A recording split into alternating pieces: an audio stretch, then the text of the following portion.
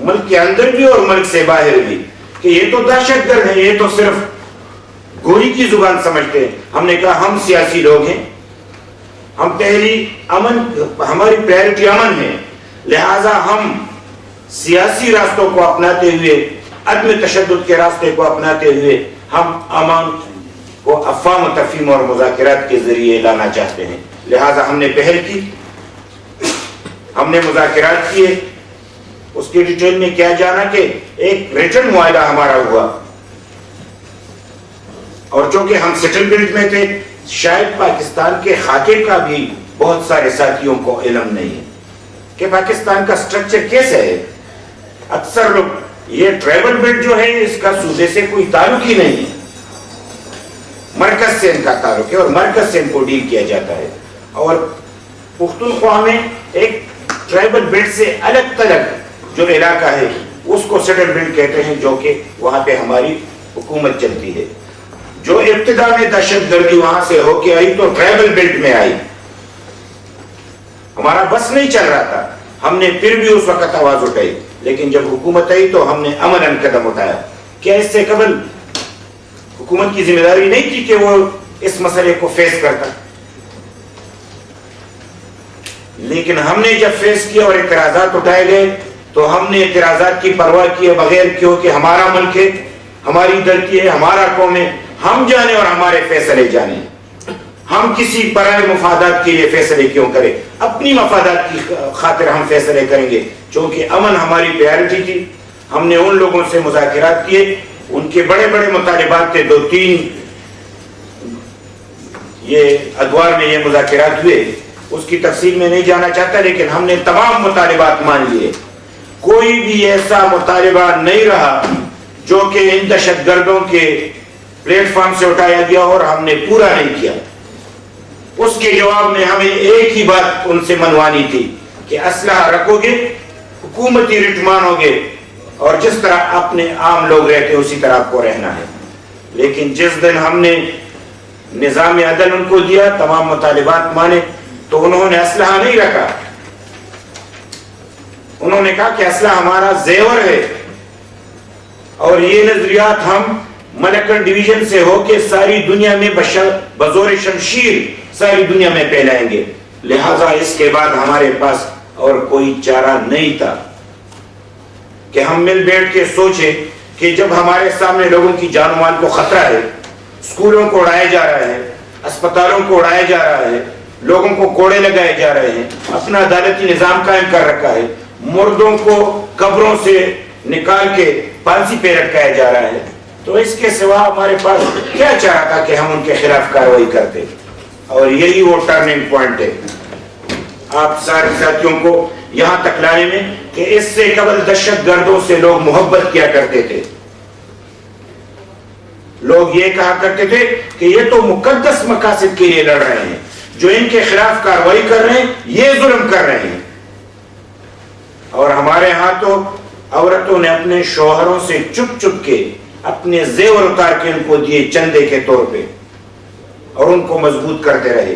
لیکن جب ہم نے مطالبات مانے اور انہوں نے پھر غونیت کی تو ان کا اصل چہرہ بے نقاب ہوا، اور یہیں سے شعور کا آغاز ہوا.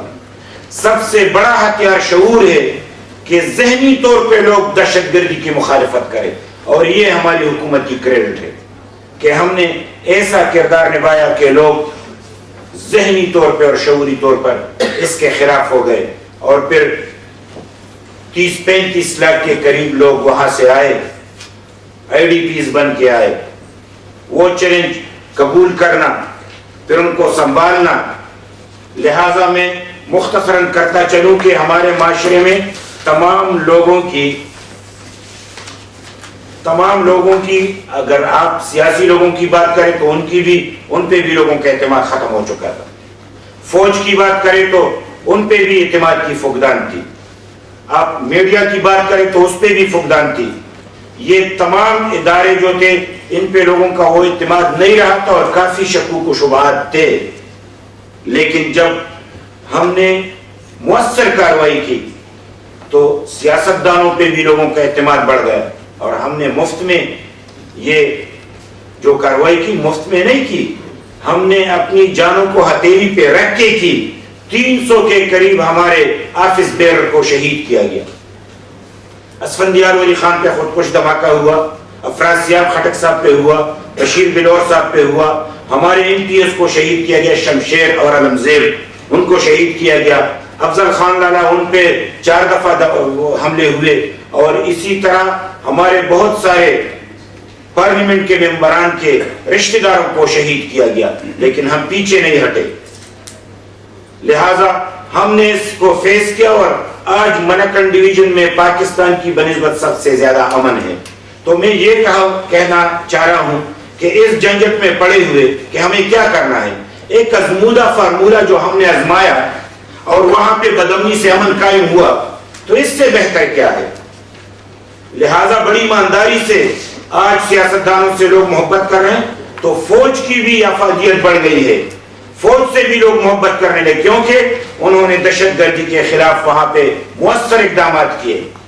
اور میں اس موقع پہ ضرور کہوں گا کہ ایسی فوج جو کہ پارلیمنٹ کو سپریم سمجھے, جو جمہوریت کا ساتھ دے, جو دہشت گردوں کی خلاف کارروائی کرے, تو کیوں نہ میں ایسی فوج کا ساتھ دوں جو دہشت گردوں کا خاتمہ کرے. لہذا میں آپ لوگوں کو یہ اعتماد دلانا چاہتا ہوں, اور اسی پہ خاتمہ کروں گا کہ ایسی کوئی مایوسی کی بات نہیں ہے.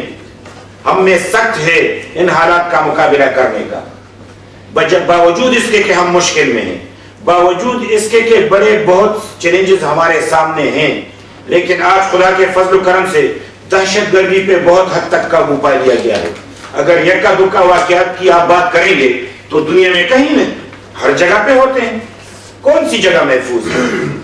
جب ہماری آماجگاہ دہشت گردوں کا ہے, وہاں پہ تو کبھی نہ کبھی اس طرح کے واقعات ہوتے رہیں گے. لیکن آپ کو یہ یقین دلانا چاہتا ہوں کہ ہم نہ سرزمین چھوڑنے والے ہیں, نہ دہشت گردوں کو راستہ دینے والے ہیں. ہم بڑی ایمانداری سے کہتے ہیں کہ اپنی دھرتی کی حفاظت کی خاطر, اپنی بچوں کی مستقبل کی خاطر, اپنی ملک کی بقا کی خاطر ہماری جان چلی جائے تو چلی جائے گی, لیکن اس دہشت گردی کے خلاف ہمارا جہاد جاری رہے گا. اور یہ لہذا وقت ہوتا تو میں دل کھول کے بات کرتا, لیکن اتنی بات ضرور ہے کہ آج ہمارے پاکستان میں بچہ بچہ جانتا ہے کہ دہشت گرد کون ہے اور امن پسند کون ہے. اعتراضات کرنے بہت آسان ہوتے ہیں, چیلنج فیس کرنا بڑا مشکل ہوتا ہے. آج خدا کے فضل و کرم سے پاکستان میں جیسی بھی جمہوریت ہے, لیکن بہت ارمانوں سے ہو کے آئی ہے. بے نظیر بھٹو صاحبہ کی شہادت نہ ہوتی تو شاید یہ جمہوریت بھی نہ ہوتی.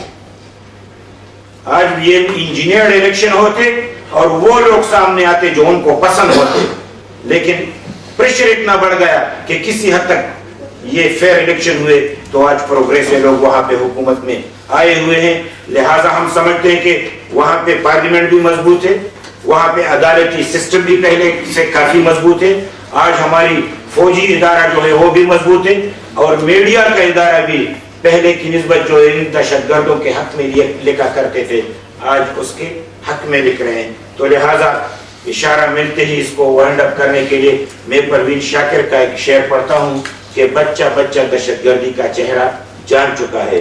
اور اسی حوالے سے آپ سب کو سمجھ آتی ہوگی کہ اس میں سیاسی لوگوں کا کردار ہے کہ بارش ہوئی تو پھولوں کے تن چاک ہو گئے, بارش ہوئی تو پھولوں کے تن چاک ہو گئے, موسم کے ہاتھ بیگ کے صفاق ہو گئے. بادل کو کیا خبر بارش کی چاہ میں, کیسے بلند بالا شجر خاک ہو گئے. جگنو کو دن کے وقت پرکھنے کی ضد کرے, بچے ہمارے ہت کے چالاک ہو گئے.